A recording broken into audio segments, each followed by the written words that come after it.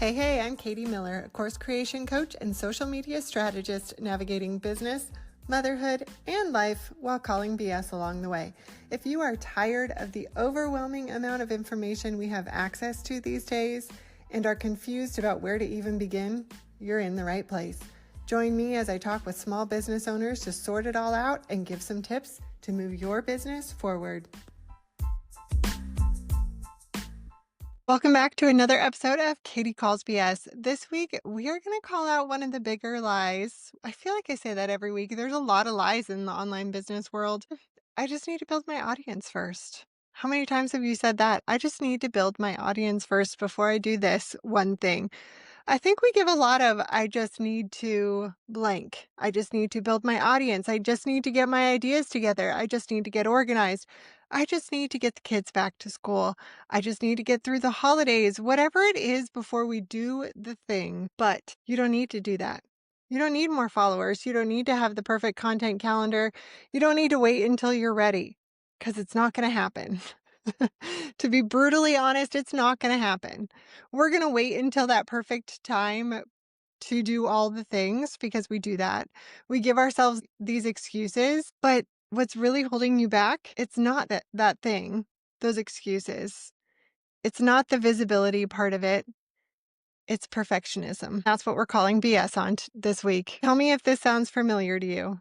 It doesn't really matter how long you've been in business, visibility feels scary. Posting, showing up live, emailing your list, selling something, all of it feels like putting yourself on display, and that is hard for people. Let's be all the way real. Social media BS has given us this false idea that more followers means more sales. And there are businesses with tiny audiences making 6+ figures, but social media is only one form of marketing. That's why it's called social media marketing. Social media marketing. One form of marketing that we can do for our businesses. But people go all in on that one form of marketing. And believe it or not all business owners are extroverts. We don't all love being on social media. We don't all love doing videos. And I include myself in that. People are shocked when I say that. But we don't all love being on video. We don't all love being on stories. We don't love putting ourselves out there and being visible. Those of us who aren't come up with these excuses like, I'll just build my audience first. I'll just do this when the busy season is over. I'll just do this when this is done. I can't right now. So we come up with all these excuses, but the truth is that visibility isn't actually the block. It's that fear of being not perfect or that people are going to see our flaws. And showing our flaws is really scary for whatever reason, and that could be a whole other episode. So when we start doing these reels and these stories and think about our voice and our appearance, that stops us in our tracks. But why? Why does it stop us in our tracks? I know that you're going to say it's obvious because I'm scared that I'm going to show my flaws and I'm going to freak out and I don't want to do that. But that perfectionism, oddly enough, feels safer. Being absolutely perfect feels safer. It gives us this false sense of control, because I'm bringing in the psychology again. If we can make sure that our product is 110% done, then maybe we won't get judged. I hate to tell you this. Actually, I don't, because I love to point out this stuff and call out the BS. But that perfectionism is all just your self-defense mechanism. You're going to make mistakes. We all make mistakes and nobody's perfect. And when people would tell you practice makes perfect, I don't even tell my kids that. Practice makes better. That's all it does. Practice makes better. Practice does not make perfect because nobody is perfect. You cannot be perfect. It's just some false sense of BS that we were given. But that perfectionism is just your self-defense mechanism. It's called this self-protective perfectionism. So instead of risking failure or rejection, you create this impossible standard. That way, if you don't hit it, you can tell yourself, well, I just wasn't ready yet. It feels a lot safer than facing the possibility that your best effort wasn't enough. Like, ouch, right? Ouch. That hurts.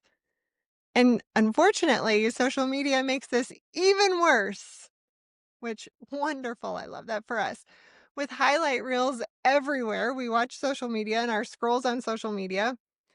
We compare, as entrepreneurs, business owners, we compare our messy middle to everyone else's polished end result. And don't even get me started on if you're watching these social media gurus or you're watching people who have been in the game a lot longer, or you're seeing, even if you're seeing someone who started at the same time as you and they are at a different point than you, it will mess with your head. We get that comparisonitis.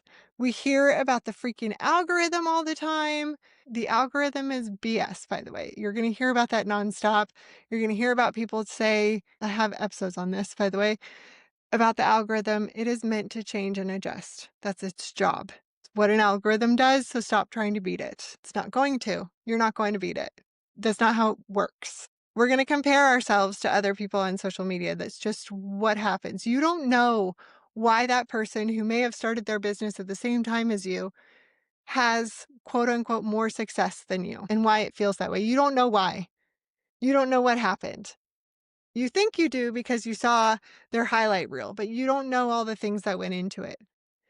You don't know what's going on behind the scenes. And we see the highlight reel of people like that person has it all together. You don't know that. You don't know what's going on behind the scenes. You know, when you see the people in pickup line and you think, ugh, I feel like such a hot mess compared to that person. They have it all together. They don't. They do not. I can guarantee it. Stop comparing yourself to other people. You do not know what's happening behind closed doors. It makes sense that you're going to hesitate when you are subconsciously comparing yourself to everyone else's curated feed, their curated life. You are not seeing every messy detail of everybody's life, and they are not seeing yours because there's mess in everyone's life. We just don't see it. So stop comparing yourself to all the things on social media. If the same goes with personal life, business life, it doesn't matter. But that avoidance keeps you safe from failure. That avoidance of posting things and sharing things and that visibility, that avoidance of all that visibility keeps you safe from failure, but it's also keeping you safe from success. Let that one sink in. I could do an entirely different episode on the people pleasing in entrepreneurs, but we're not going to do that because that's a whole other episode. You may be listening to this and you're like, that sounds familiar, but you might not be aware that you're doing all these things and avoiding this visibility that's keeping you safer and keeping you kind of stuck. But think about it. If you don't post and you don't email your list, you can't be judged. If you don't launch, you don't fail. If you don't sell, no one can reject you. The brain loves safety. It loves to keep us safe. That's its job, is to keep us safe. It's wired to avoid threats. And in 2025, I mean, come on. Visibility online feels like a threat. It is tied to identity, credibility, and income. We are online like nobody's business, and there are things coming at us every other day. Think about a week of being on social media and the absolute highs and lows that happen just on a week, okay? The brain is working overtime right now. That's why we're defaulting to being safe right now. These safe tasks like organizing our Google Drive for the 475th time, rewriting our about pages, we're going to do all the back end admin stuff. I'm going to go do something in my house. I'm going to vacuum. I am going to tell myself I'm going to research for the 50th time. No, I'm going to go work on my website. I'm going to do everything else but the thing that I should probably go do because that's going to keep me safe. And you might be doing the same thing. The truth is, though, getting that confidence back comes from taking action. Confidence doesn't come before visibility. Confidence comes from visibility. And it's not about your audience.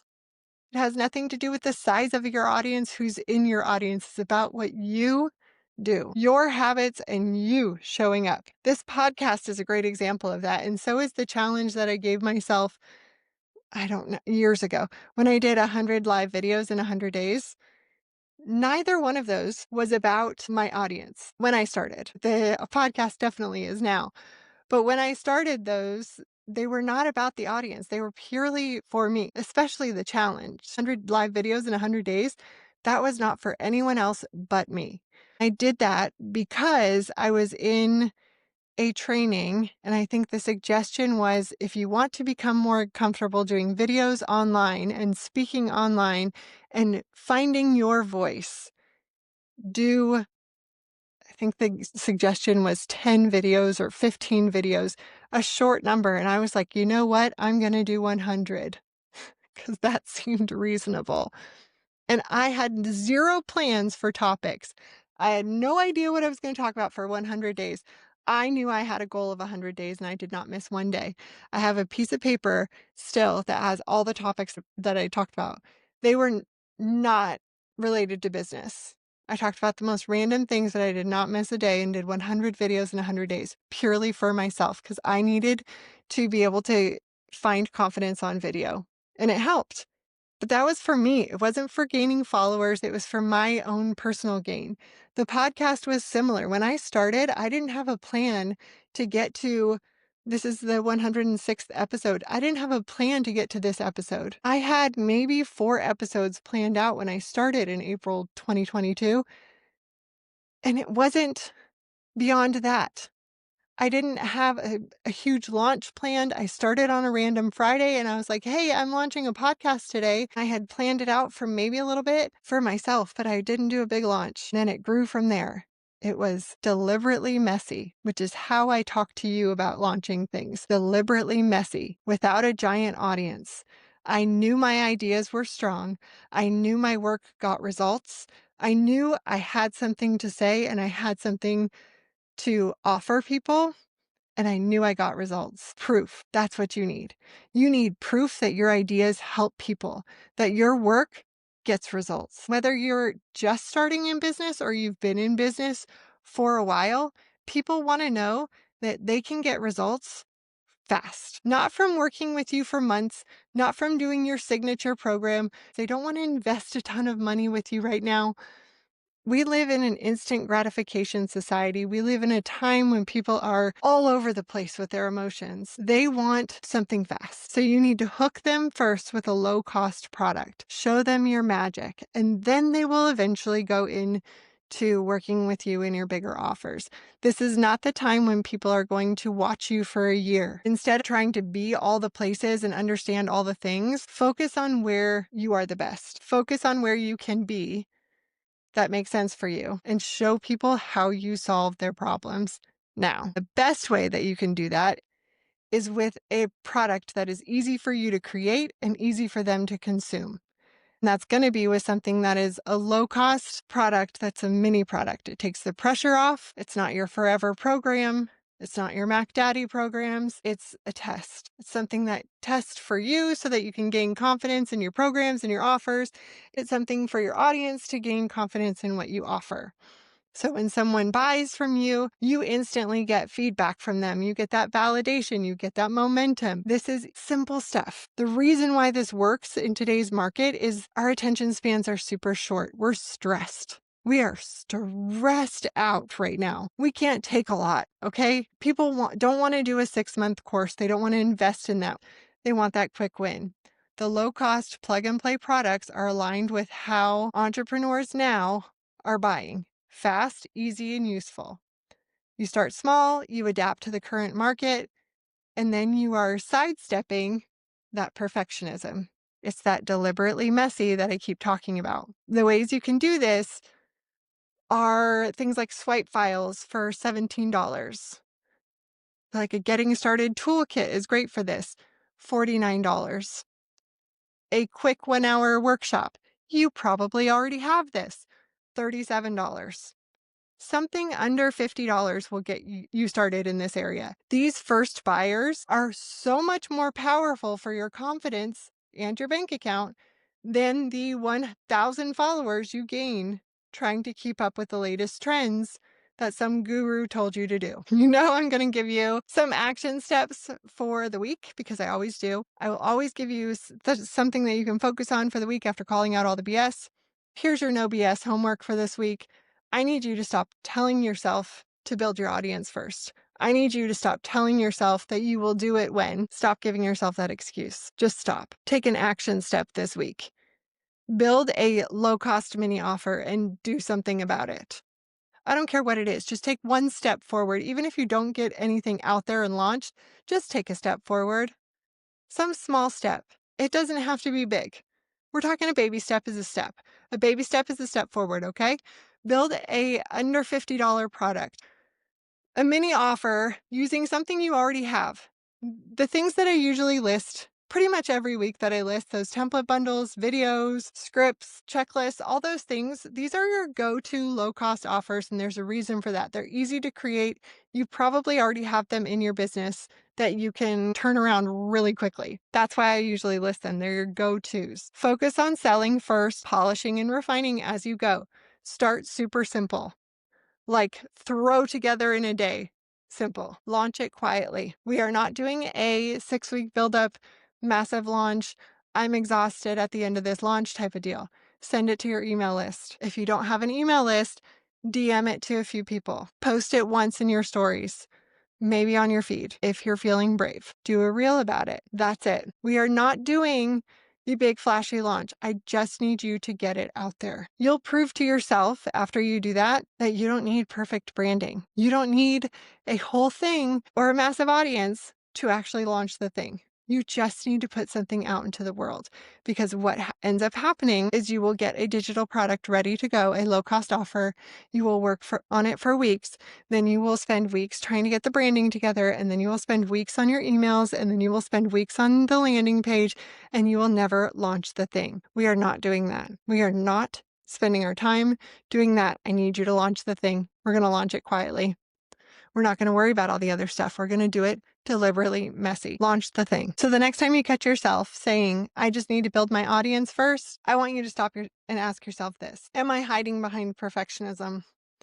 Or am I ready to get visible in a way that actually builds proof? Because remember, visibility doesn't come from followers. It comes from taking action, from selling something real, improving your value in the product that you offer, in the things that you sell. So go out and sell something. Practice makes better. Go out there and practice and make it better. Have a great day.